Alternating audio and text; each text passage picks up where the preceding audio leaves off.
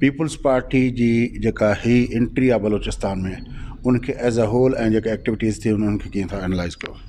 महिरबानी फयाज़। कोयटा पॉलिटिकली हूँ त news making में हूंदो आहे सॼो बलूचिस्तान, पर हिकिड़े डिघे अरसे खां जेको आहे जॾहिं खां इमरान ख़ान साहिब जी सरकार आई हुई हिकिड़ो लाइफलेस प्रोविंस थी वियो, जंहिंमें का एॾी पॉलिटिकल एक्टिविटी जनरेट न पई थिए। वाक़ियातुनि जी ख़बरूं इहे तमामु घणियूं हितां थींदियूं आहिनि, पर ईअं पॉलिटिक्स जो थियणु, अवामी अंदाज़ में थियणु, जीअं इलेक्शन जो ऐलान थियो आहे, मियां नवाज़ शरीफ़ हिते आयो ऐं हुन हिकिड़ी एक्टिविटी कई ऐं जेके इलेक्टेबल्स हुआ उन खां पोइ जनरेट थी आहे। पर पीपी जो जेको अचणु आहे उनजी लीडरशिप जो ऑल टुगेदर डिफरेंट इन करे हो जो उन्हनि इन सॼे पंहिंजी हर एक्टिविटी खे अवामी अंदाज़ में कयो ऐं जेको वास्ट इंटरेक्शन आहे अक्रॉस द बोर्ड थियो।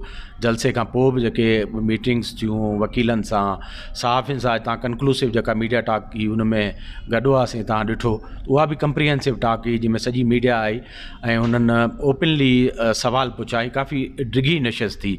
त इन हवाले सां हिकिड़ो मोमेंटम जनरेट थी वियो आहे। ऐं अॼु जेको आहे साइड लाइन्स ते तव्हां ॾिठो पश्तूनख्वा अवामी मिली पार्टी जो बि हिकिड़ो जलसो हो। जावेद, इहा पश्तूनख्वा अवामी मिली पार्टी कोन्हे, इहा पश्तूनख्वा मिली अवामी पार्टी आहे। मिली अवामी पार्टी, उनजो बि तव्हां जलसो ॾिठो त इहो एक्टिविज़म हिकिड़ो ज़बरदस्त क़िस्म जो जनरेट थियो आहे। ऐं थोरो जो सर्दी आहे हिते, पर हिकिड़ो दर्जा हरारत सियासत जो उहो मथे आहे। बलोचिस्तान जी मजमूई सियासत ॻाल्हायूं था, उनमें ज़ाहिर पश्तूनख्वा मिली अवामी पार्टी ते बि गुफ़्तगू कंदासूं, पर हीअ जेको पाकिस्तान पीपल्स पार्टी जी क़यादत एंट्री ॾिनी ऐं जेके इंट्रेक्शन्स जी तव्हां ॻाल्हि कयो था पिया, पर उनखां पहिरियों मियां नवाज़ शरीफ़ साहिबु आयो, इलेक्टेबल्स जे हवाले सां गुफ़्तगू थी त इलेक्टेबल्स उन सां गॾु हलिया विया आहिनि।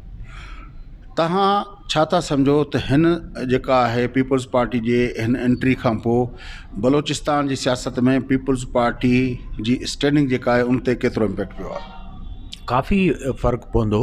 ॾिसो, इलेक्टेबल्स जी जेका ॻाल्हि आहे त उहो पहिरियों मरहलो हुन में 30-40 माण्हुनि जी शिरकत हुई, पर उन मां जेके इलेक्टेबल्स जेके कन्वर्ट थींदा पार्लियामेंट सीट में या असेंबली जी सीट में ॿिन्ही पासे नेशनल या प्रोविंशियल में, उन्हनि जो अंग थोरो आहे। BAP वटि को हिते वॾी वास्ट मेजॉरिटी कोन हुई, स्वीपिंग मेजॉरिटी कोन हुई। BAP स्प्लिटेड BAP बलूचिस्तान अवामी पार्टी ओॾां वई आहे। त तव्हां चई सघो था त श्योर शॉट 5 खां 6 अहिड़ा माण्हू आहिनि जेके पंहिंजूं सीटूं कढी वेंदा आहिनि, जेकॾहिं उनखे थोरी पॉलिटिकल सपोर्ट कंहिं वफ़ाक़ी पार्टी जी या हितां जी मिली वेंदी आहे त 5-6 माण्हू ओॾां विया आहिनि ऐं एतिरा ई माण्हू पीपल्स पार्टी जे कुझु विया आहिनि, कुझु अराउंड आहिनि। त मां अञा बि इनखे 50-50 जी सूरत हाल सम्झां थो। पर पीपल्स पार्टी खे जेको एडवांटेज हासिलु आहे बलूचिस्तान सां टाइज़ जो या 2008 में जेके पैकेजिस बलूचिस्तान ॾिना हुआ, त जेको फील गुड फैक्टर आहे उहो पीपल्स पार्टी जे ॾांहुं वधीक आहे बलूचिस्तान में, छाकाणि उनजी ऑर्गेनाइज़ेशन बि आहे ऐं उहा कैपिटलाइज़ करे सघे थी इन सपोर्ट खे। जेकॾहिं कुझु इलेक्टेबल था अचनि ऐं कुझु उन्हनि जा जेके माण्हू आहिनि जेके अॻु में विनिंग हार्सिस आहिनि या खटींदा रहिया आहिनि, इन्फ्लुएंशियल आहिनि, त मुक़ाबिलो अञा बराबरि जो आहे।